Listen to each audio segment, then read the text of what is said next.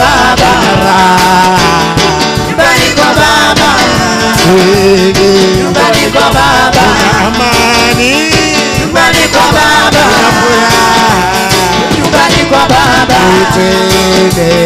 nyumbani kwa baba, amani, nyumbani kwa baba.